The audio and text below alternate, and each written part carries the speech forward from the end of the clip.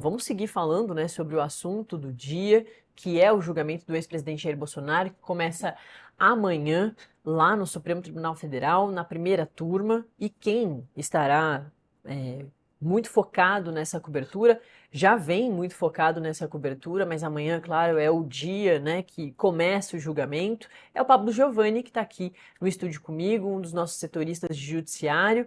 Pablo, é isso, é um momento inédito, né, para a história aí do Brasil, porque temos um ex-presidente da República que pode responder por tentativa de golpe, né, do Estado Democrático de Direito que o elegeu, né, lá em 2018 e tinha, né, parte do plano, de acordo com a denunciante, a PGR, a permanência do ex-presidente Jair Bolsonaro à frente do cargo, né, lá no finalzinho de 2022, com a perda dele das eleições para o Lula e diversas outras frentes de trabalho de acordo com a PGR, aí, inclusive que coloca ele como líder desse núcleo 1, ou seja, o líder de todos esses núcleos, né, o líder dessa suposta trama golpista, o Pablo, que vai trabalhar bastante a partir de amanhã, né, Pablo? A partir de amanhã, né, começa o julgamento do ex-presidente no Supremo. O ex-presidente Jair Bolsonaro, ele é réu por 5 crimes. E esse caso, esses processos que o ex-presidente responde, eles serão julgados na primeira turma da corte, né, que tem o ministro Alexandre de Moraes como relator. Amanhã deve dar o início a esse julgamento com o ministro Cristiano Zanin, que é o presidente da turma, dando os trabalhos, início dos trabalhos, né, da ação penal. Posteriormente, o ministro Alexandre de Moraes faz um breve resumo do que foi o caso, tanto na parte da investigação da Polícia Federal, que indiciou o ex-presidente em novembro do ano passado, quanto a formulação da denúncia da Procuradoria-Geral da República em março desse ano e, posteriormente, a aceitação da denúncia por parte dos ministros da primeira turma. Após isso, vem o Procurador-Geral da República, Paulo Gonet, proferir seu voto não, seu parecer, seja pela condenação, seja pela absolvição dos réus. E posteriormente a isso, o ministro Alexandre de Moraes faz a leitura do seu voto, que é bem provável que ocorra a partir do 9 de setembro, após o feriado de 7 de setembro, né? Existe um grande tema nas redondezas a corte rente aos atos do 7. A gente sabe que o ex-presidente Jair Bolsonaro era uma personalidade bastante engajada referente a esses atos do dia 7 de setembro. A o ex-presidente hoje cumpre, né, prisão domiciliar, não pode sair de casa, não pode utilizar as redes sociais para se comunicar com os seus seguidores, com seus adores. Então, assim, um temor por parte do Supremo referente ao dia 7 que cai no fim de semana, sobre todo aqui esse contexto, né, que o ex-presidente foi uma pessoa bastante engajada nesses atos. Mas dentro do Supremo existe essa expectativa de que o ministro Alexandre de Moraes dê o seu voto a partir do dia 9 e a partir do dia 12 a gente possa ter um parecer dos 5 ministros da turma, que são Flávio Dino, Luiz Fux, Carmen Lúcia, Zanin e o próprio Moraes. A partir do dia 12 a gente pode ter esse parecer que seja pela condenação dos réus, do núcleo 1, ou a absolvição desses réus. Entre todos os 8 réus do núcleo 1, que a Procuradoria-Geral da República formulou a denúncia, que são 5 crimes, com exceção do deputado federal Alexandre Ramagem, né, que responde a apenas 3, em vista que 2 crimes que é dano ao patrimônio e, salvo engano, um outro crime que agora me fugiu da cabeça,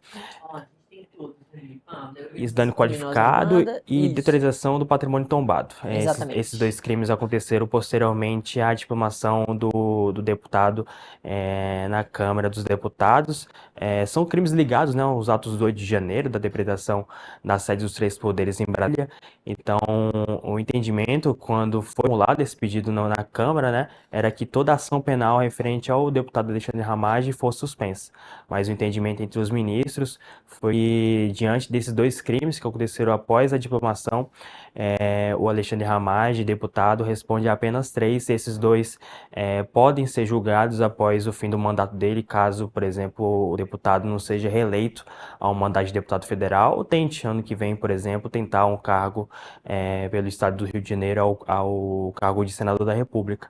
mas hoje o parecer. Alexandre Ramagem responde a 3 crimes e os demais réus respondem a 5, entre eles o ex-presidente Jair Bolsonaro, com aquela qualificação de que o ex-presidente Jair Bolsonaro, na denúncia da Procuradoria da PGR, é apontado como líder da organização criminosa, ou seja, no entendimento da PGR, e assim, claro que também considerando o Código Penal, o ex-presidente, caso venha a ser condenado, receba uma pena maior que os demais integrantes do Núcleo 1. É isso, né, Pablo, que a gente vai esperar ao longo dessas 2 semanas, né? Deve se estender realmente, não sei se até o dia 12, o prazo final ali, né? Mas deve se estender pelas 2 semanas. A expectativa, inclusive da direita bolsonarista, né, de que o ex-presidente Jair Bolsonaro será condenado, mas a expectativa, portanto, da pena, né? Esse ponto aí do final da sua fala é super importante da gente sempre reforçar, porque a PGR coloca o ex-presidente Jair Bolsonaro como líder, que isso pode ser um agravante, né, ali depois na dosimetria da pena, para os ministros nos votos ali apresentarem o que imaginam, né, que cada um dos réus deve cumprir se condenados, né? Então, ao longo dessas semanas é que a gente vai acompanhar exatamente tudo o que vai acontecer. Tem diversas análises, diversas expectativas, mas a gente sabe que só é, dá para cravar quando tudo realmente acontecer, né? Pois é, a questão também é muito importante, né, que apesar do julgamento da primeira turma conter 5 ministros e a maioria por 3 casos ocorra pela condenação do ex-presidente Jair Bolsonaro, a questão de pena, de quanto o ex-presidente possivelmente possa cumprir, ela ocorre após o julgamento os votos dos 5 ministros, né, quando os ministros colocam as ponderações, a desometria de cada questão de cada crime imputado ao ex-presidente e aos demais réus. Então, assim, essa questão de quanto de pena o ex-presidente pode cumprir nesse julgamento na primeira turma, que bem provavelmente possa ter sua conclusão no dia 12, ela vai ocorrer após os votos dos 5 ministros. Posteriormente a isso, os ministros podem deliberar se o ex-presidente Jair Bolsonaro já sai da prisão domiciliar diretamente para o regime fechado.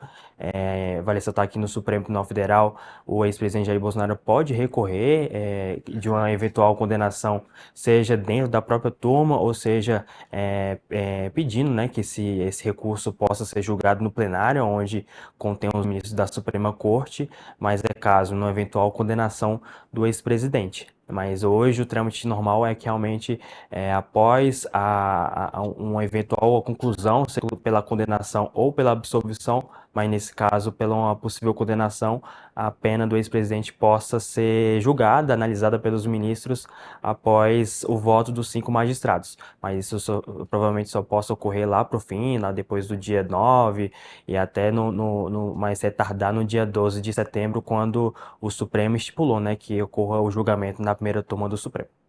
Perfeito. Pablo Giovanni, que estará com a gente aqui nessa cobertura especial do julgamento do ex-presidente Jair Bolsonaro e dos outros 7 réus da suposta trama golpista do Núcleo 1, núcleo crucial, de acordo com a PGR.